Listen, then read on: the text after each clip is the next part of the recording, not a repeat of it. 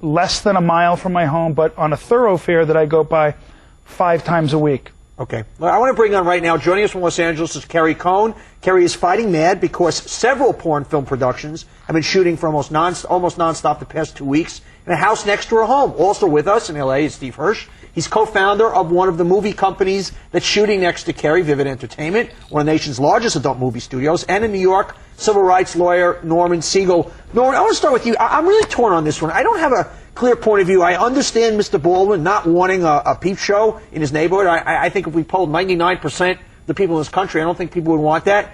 Yet, on the other hand, you know, are we treading in First Amendment territory here? Absolutely. You shouldn't be talking about it. The point is, America is the land of the free. And within that zone of freedom is the right for people to choose what they want to watch, what they want to listen to, what they want to read. When Mr. Baldwin says what he says, he clearly has a First Amendment right to do that, but he has a First Amendment right to be wrong. And he is wrong here. People have a right to do what they want to do as long as they're not violating anyone else's rights. And Mr. Baldwin has a right to also say, but doesn't Mr. Baldwin have the same right to do everything in his power? So it's like vive la différence. Well, he has the right to do what he's doing. If he starts putting names out and he gets the names through the Motor Vehicle Bureau, he could have a legal problem. But assuming he doesn't do that, he has a right. I defend his right to be out there. He, even in a public arena, has a right to take the pictures of people coming in. No problem on that. But what he's doing is antithetical to the principles and values of free expression. This is not my cup of tea, but it's obviously someone's cup of tea. Hey, by the way, I know it's none of our cups of tea, but basically, let me share some facts here. $57 billion business, 50 new adult films are made every day. 250,000 Americans are paying for phone sex every day, so it's a lot of people's cup of tea. Absolutely. Speaking of which, I just want to move to Carrie. Carrie, you're living in Encino, a beautiful suburb in L.A., and basically you walk out one day to find what's going on in your neighborhood. Well, it wasn't just one day. It was actually on Easter Sunday, which was when it all started. But the pornography business came to our neighborhood, and there was just tons of trucks and crew members that were littering our streets with, you know, just going in and out and basically congesting our entire neighborhood. We live on a very quiet street. It's well, there's an issue. Is it the issue of just any production, or was there anything different because this was a porno production? You know, I have a 10-year-old daughter, and it was very disconcerting to know that there was pornography going on directly across the street in the house across the street, where my daughter actually used to play, where, you know, the previous owners when they used to live there, they had another daughter. So, you know, I don't like it being that close to my house.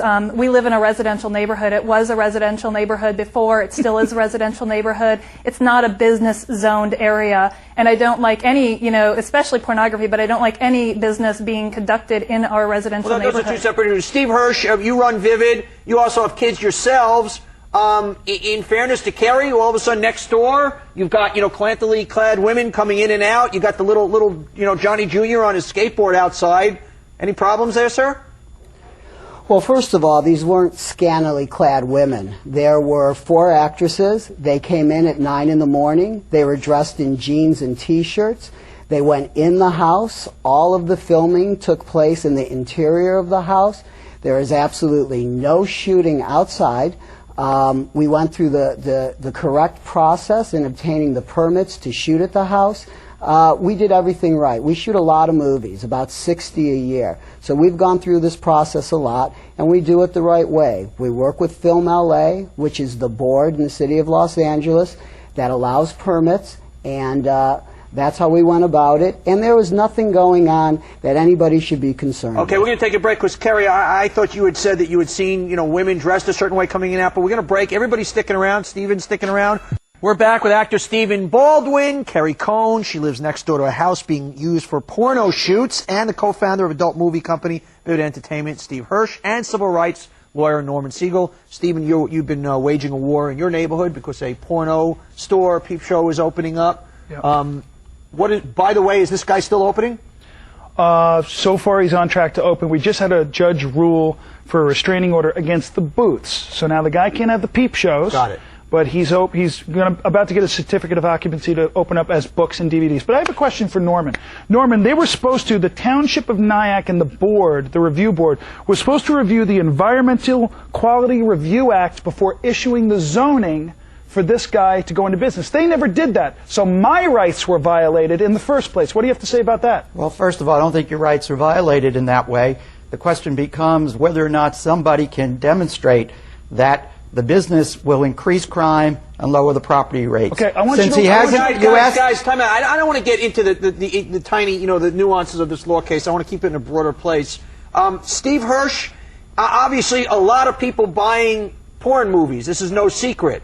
I guess, let me ask the question to you. You make your living, and it is a very reputable company, as you said. You go about business the right way.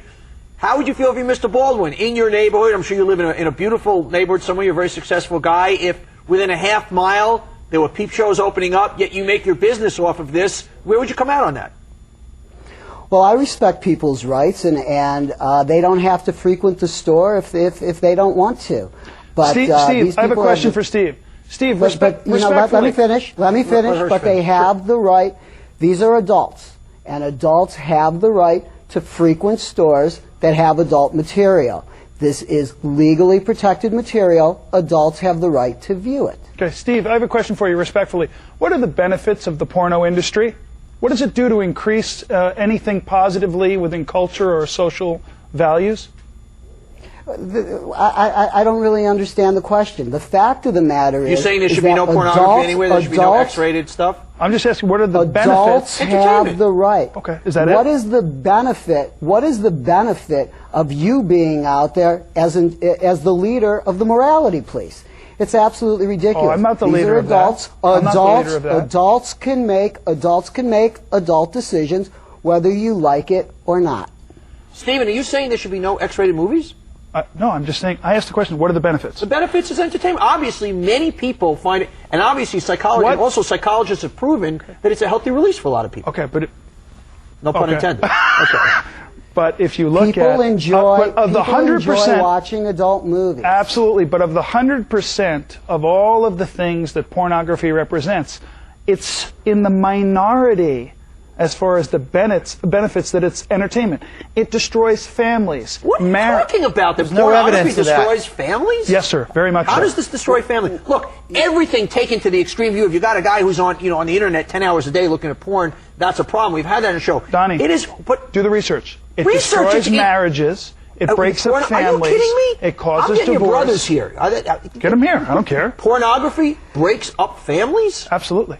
I would think that bad relationships, infidelities, things like that break up families. No, pornography breaks up families. Where are you getting this stuff from? You just sort of make these things up. You sort of make these things up if it sort of fits the topic. There's absolutely no justification. How about couples that like to watch for what porn you're saying. together? If I can jump in? Yes, sir. Where does this end? People, when rap music came out, I remember Two Live Crew, people want to censor that. Books come out, people say the same kind of things.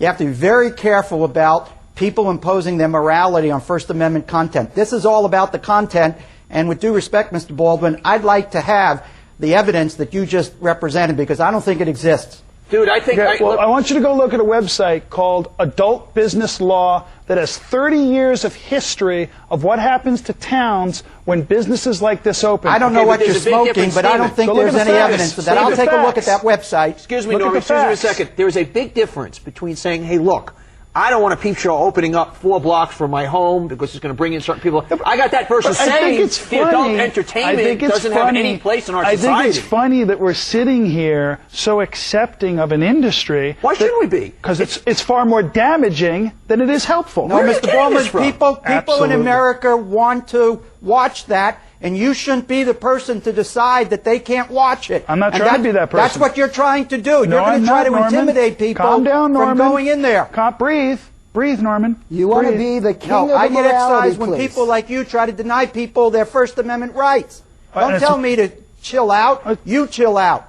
Okay, Norman. I'm sorry. All right, that's the final word. I want to thank my guests, Kerry Cohn, Steve Hirsch, Norman Siegel, and Stephen Baldwin. Stephen's autobiography, The Unusual Suspects, I get that, is being published in September. We look forward to having Stephen back on the show when his book comes out, and I'm calling his brother Alec as soon as we're up there. And up next, George Clooney and his dad Nick are speaking out on the